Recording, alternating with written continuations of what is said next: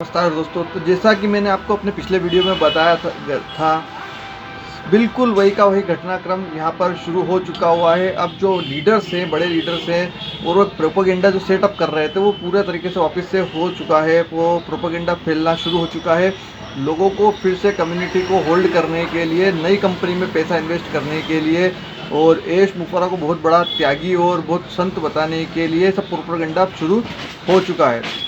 पूरी जानकारी मैं आपको इस वीडियो में दूंगा। अगर आप मेरे चैनल पर नए हैं तो प्लीज़ पहले मेरे वीडियो को लाइक ज़रूर कीजिएगा और चैनल को सब्सक्राइब कर लीजिएगा, ताकि आपको सारी इन्फॉर्मेशन बहुत करेक्टली और सही यहाँ पर मिल सके। तो चलिए दोस्तों, देर नहीं करते, वीडियो को शुरू करते हैं और बात करते हैं। जो मैंने कल आपको एक वीडियो बनाकर भेजा था, उसके अंदर मैंने पूरी डिटेल बताई थी कि कैसा यहाँ पर क्या घटनाक्रम हुआ था और किस प्रकार से हम लोगों को बेवकूफ़ बनाया जा रहा था, और आगे क्या हो सकता है कि आगे आप लोगों को कैसे बरगलाया जा सकता है, कैसे आपके साथ छल कपट किया जा सकता है, ये सब चीज़ें आपके साथ हो सकती है। तो वो सब चीज़ें, खेल बिल्कुल अब शुरू हो चुका है दोस्तों। जी हाँ दोस्तों, अब एक बेस तैयार किया जा रहा है, एक फाउंडिंग वापस से तैयार की जा रही है, और लोगों को बताया जा रहा है कि ऑन पैसिव में ये सब चीज़ें जो हम आपके लिए करना चाहते थे, यश मुफर्रा वो सब चीज़ें नहीं कर पाए हैं। अब वो यहाँ से निकल कर आपके लिए एक दूसरी कंपनी बनाएंगे, और उस दूसरी कंपनी में आपको वो सब चीज़ें यहाँ पर मिलने वाली है। लेकिन दोस्तों, क्वेश्चन सवाल वहीं का वहीं उसी जगह खड़ा हुआ है। जो फाउंडिंग मेंबर्स का यहाँ पर कीमती समय, जो बेशकीमती समय यहाँ पर गया है, जो बेशकीमती 8 साल फाउंडिंग मेंबर्स के गए, क्या वो लौट कर आ सकते हैं? नहीं दोस्तों, वो समय बिल्कुल लौट कर नहीं आ सकता है। और यहाँ पर जो लागत फाउंडिंग मेंबर्स ने लगाई है, उसके बारे में कोई लीडर्स चर्चा नहीं कर रहा है। क्योंकि होना क्या चाहिए एक्चुअली, होना तो यहाँ पर एक्चुअली ये चाहिए कि अगर आप दूसरी कंपनी बनाना चाहते हैं, हमें किसी प्रकार का ऑब्जेक्शन नहीं है।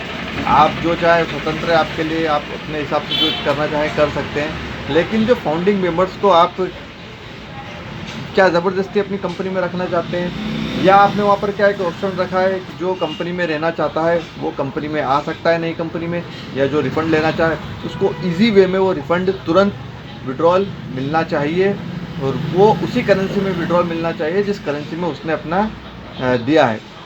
अगर किसी ने रुपए अगर दिए हैं तो उसे रुपए ही वापस मिलने चाहिए। हर कंट्री में जो करेंसी है उसको उस करेंसी के हिसाब से उसका रिफंड उसको मिलना चाहिए।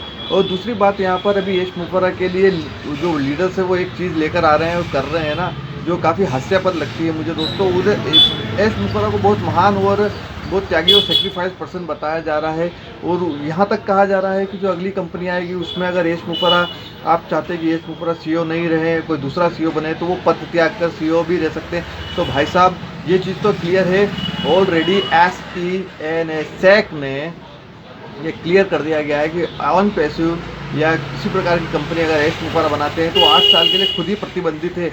मतलब इंटरनेशनल मार्केट काउंसिलिंग ने उनको खुद पर्सनली उनको बैन किया है कि वो किसी प्रकार की किसी कंपनी में कोई बड़ा पद लेकर या सीईओ या मैनेजमेंट में या बोर्ड ऑफ डायरेक्टर में नहीं रह सकते हैं। तो ये आप सेक्रीफाइस वाली बातें कर रहे हैं, ये तो गले नीचे उतरने वाली बात ही नहीं है, क्योंकि ऑलरेडी आप उस चीज़ों के लिए बैन है। और जो सर्वे फॉर्म की बात आई थी ना, मैं आपको उसकी सच्चाई भी यहाँ पर बता देना चाहता हूँ कि सर्वे फॉर्म की रियलिटी क्या थी। एक्चुअली जो सर्वे फॉर्म हुआ था, सर्वे फॉर्म आप लोगों को दिया गया था OES के माध्यम से, और वहाँ पर फिलअप करके बताया गया था, और वहाँ से उन्होंने पूछा था कि यहाँ पर कौन लंबे समय तक हमारे साथ कंपनी में बने रह सकता है, कौन ऑन पैसिव पे भरोसा कर रहा है, कौन यश मुफर्रा पे भरोसा करेगा और वो लंबे समय तक यहाँ पर कंपनी में रहेगा। वहाँ पर एक जो सर्वे फॉर्म का रिजल्ट आया था उसमें बताया गया था कि बहुत से लाखों फाउंडर्स ने अपने रिप्लाई में ये कहा था कि हम कंपनी के साथ बने हुए हैं और कंपनी के साथ मजबूती के साथ खड़े हुए हैं। हम जितना समय लग जाए, चाहे बरसों लग जाए, 5 साल, 10 साल, 8 साल, जितना भी साल लग जाए, हम कंपनी के साथ खड़े रहेंगे, यश मुफर्रा के साथ खड़े रहेंगे। तो भाई साहब, मुझे ये चीज़ समझ में नहीं आती, कौन मूर्ख ऐसा प्राणी होगा जो 8 साल अपनी ज़िंदगी के बर्बाद करने के बाद, अपना पैसा भी बर्बाद करने के बाद, फिर वो आदमी अगर आपसे पूछता है कि क्या आप अगले 8 साल और मुझे दे सकते हैं, अभी तो इस 8 साल में मैंने आपके लिए कुछ नहीं किया, हाँ आने वाले 8 साल में मैं आपके लिए बहुत कुछ बड़ा कुछ करके बताऊँगा। तो आप मुझे बताइए, क्या आप ये लिख कर देंगे कि नहीं नहीं, हाँ हमारा जो 8 साल चला गया, हमारा पैसा बर्बाद हो चुका है, वो हो जाने दीजिए, हम फिर से पैसा देने के लिए तैयार हैं, हम फिर से आपके साथ 8 साल बर्बाद करने के लिए तैयार है। तो ये भाई साहब पूरी तरीके से फेक सर्वे था, कंपनी का प्रोपेगेंडा था। कंपनी को पूरी तरीके से पता था जो उनका SEC में जो केस चल रहा है वो केस पूरी तरीके से वो हारने वाले हैं। उस हारे हुए केस में भी वो अपनी जीत बताने की कोशिश कर रहे थे और उन्हें पता था कि ये सब सेटअप होने वाला है, OnePassive को बिल्कुल बैन कर दिया जाएगा, CEO को बैन कर दिया जाएगा, लेकिन उसके बावजूद भी लगातार झूठ पे झूठ बोलकर यहाँ पर फाउंडर्स को गुमराह किया जा रहा था और आज भी फाउंडर्स को गुमराह किया जा रहा है। आज भी उन्हें झूठे आश्वासन यहाँ पर दिए जा रहे हैं। क्या गारंटी है कि जो कंपनी पिछले 8 साल में एक प्रोडक्ट भी लॉन्च करके नहीं बता सकी, एक प्रोडक्ट को सिर्फ वो आपको आपके वीडियोस में यूट्यूब के चैनल्स के माध्यम से, जो उनके यूट्यूबर्स हैं, जो कंपनी के यूट्यूबर्स कह सकता हूँ मैं तो उन्हें, वो उन्हीं के माध्यम से जो प्रचार चल रहा था यहाँ पर वो बताया जा रहा था, उसी के आधार पर हम यहाँ पर बात करते हैं कि जो उन्होंने सब चीज़ें बताई है वो क्या ग्राउंड रियलिटी हुई? जी नहीं हुई। हमारा बहुत बड़ा डाटा सेंटर के बारे में बात की गई थी, लेकिन डाटा सेंटर तो छोड़िए, डाटा सेंटर का डी भी नहीं बना था, कुछ भी नहीं था, एक कंप्यूटर तक भी नहीं था। तो इस तरीके से हमारी पूरी कम्युनिटी को, पूरे OnPassive की परिवार को इस तरीके से छला गया है और लगातार बेवकूफ़ बनाया गया, उल्लू बनाया गया है। तो मैं दोस्तों आप सभी से एक चीज़ कहना चाहता हूँ कि अब बहुत संभल कर रहने का समय है, बर्ग लगने का समय नहीं है। बिल्कुल अपने आप को कॉन्फिडेंट रखिए, बिल्कुल आप घबराइए मत और इस प्रकार से आप रिएक्ट न करें, कोई जल्दीबाजी में कोई फैसला ना लें। और ये चीज़ क्लियर है कि OnPassive पूरी तरीके से बंद हो चुकी है, इसमें आपका कोई फ्यूचर अब आगे जाकर नहीं है। तो आपकी जो लागत लगी है, हमें बात इसके ऊपर करनी चाहिए कि जो पैसा फाउंडर्स का वहाँ पे लगा है, जब कंपनी ने हमसे इतना पैसा जो लिया है, जो हर फाउंडिंग मेंबर से जिस प्रोडक्ट के बारे में पैसा लिया गया था कि ये प्रोडक्ट आएगा और इससे आपको बोनस मिलेगा, कमीशन मिलेगा, क्या बताइए किसी को बोनस मिला, किसी को कमीशन मिला, नहीं मिला।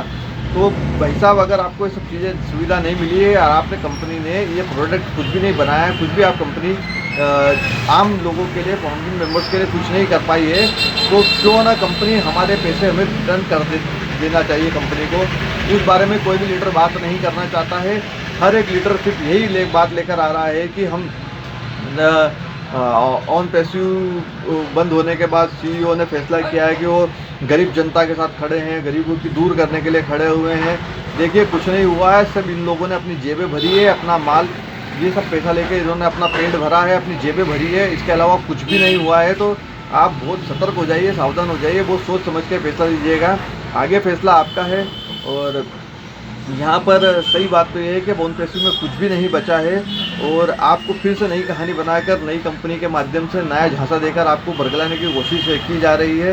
और मैं तो आपको बस इतना ही कह सकता हूँ कि अपने स्व विवेक से काम लीजिएगा और यहाँ पर जो भी हो बहुत सोच समझ के कीजिएगा। इसलिए मैं लगातार बैक टू बैक आपको वीडियो लेकर आ रहा हूँ ताकि आपको कुछ बता सकूँ, समझा सकूँ।